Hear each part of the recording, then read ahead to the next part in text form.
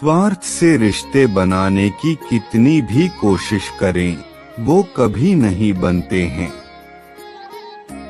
और प्रेम से बने रिश्तों को कितना भी तोड़ने की कोशिश करें, वो कभी नहीं टूटते। अगर व्यक्ति शिक्षा से पहले संस्कार, व्यापार से पहले व्यवहार और भगवान से पहले माता पिता को पहचान ले तो जिंदगी में कभी कोई कठिनाई नहीं आएगी। जिस मनुष्य ने जवानी में बहुत पाप किए हैं, उसे बुढ़ापे में नींद नहीं आती। श्री कृष्ण कहते हैं कि मनुष्य को अपने मन को बार बार समझाना चाहिए कि ईश्वर के सिवा उसका कोई नहीं है। परिवर्तन इस संसार का नियम है। कल जो किसी और का था, आज वो तुम्हारा है एवं कल वो किसी और का होगा।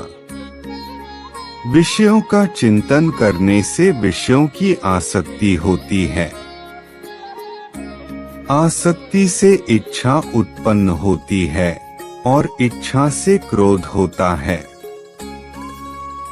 क्रोध से सम्मोहन और अविवेक उत्पन्न होता है। जो कुछ हुआ अच्छे के लिए हुआ। जो हो रहा है अच्छे के लिए हो रहा है। जो होगा वह भी अच्छे के लिए ही होगा। मेरे लिए न कोई घृणित है और न ही कोई प्रिय, न कोई निर्धन है और न ही कोई धनी। बस जो भक्ति भाव के साथ मुझे याद करते हैं, मैं उनका हूँ और वो मेरे। आप वही हैं जिसमें आप विश्वास करते हैं। आप वह बन जाते हैं जो आप मानते हैं कि आप बन सकते हैं।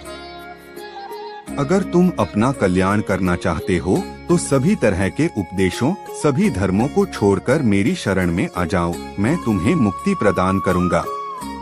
जिस इंसान के चारों तरफ नकारात्मक लोग रहते हैं, उस इंसान का मंजिल से भटक जाना तय है।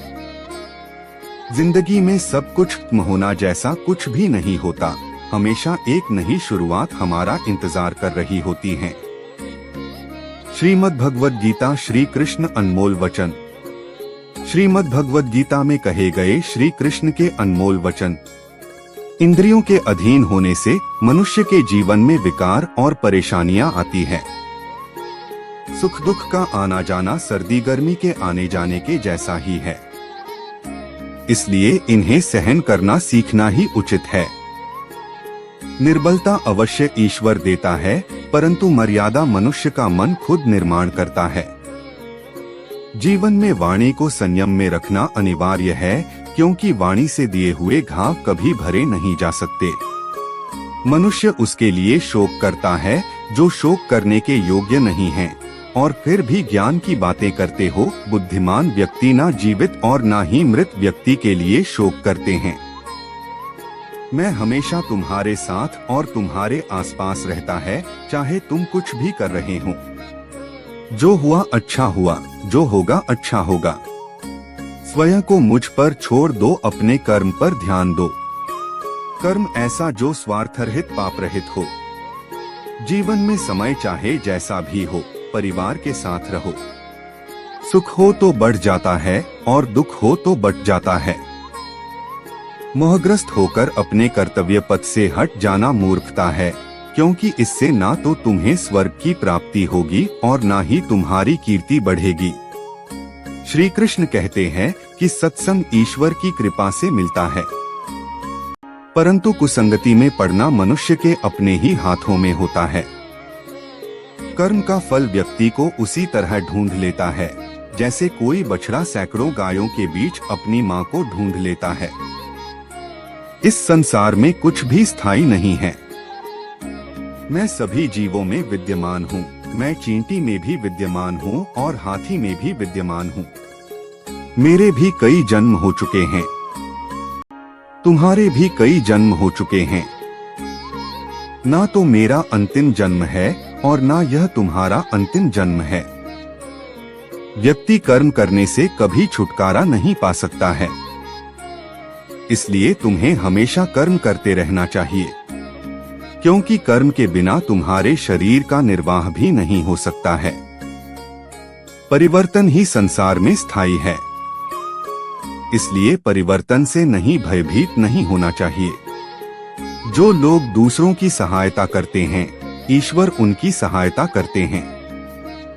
जब यह संसार ही स्थायी नहीं है, तो इस संसार की कोई वस्तु कैसे स्थायी हो सकती है। आत्मा शरीर को वैसे ही छोड़ देती है, जैसे मनुष्य पुराने कपड़ों को उतारकर नए कपड़े धारण कर लेता है। मन शरीर का हिस्सा है। सुख दुख का एहसास करना आत्मा का नहीं शरीर का काम है। मान अपमान, लाभ हानि, गम और खुशी सब मन का खेल है। आशा है आपको यह वीडियो पसंद आई होगी। अगर आप भी श्री कृष्ण के एक सच्चे भक्त हैं तो इस वीडियो को लाइक सब्सक्राइब करना।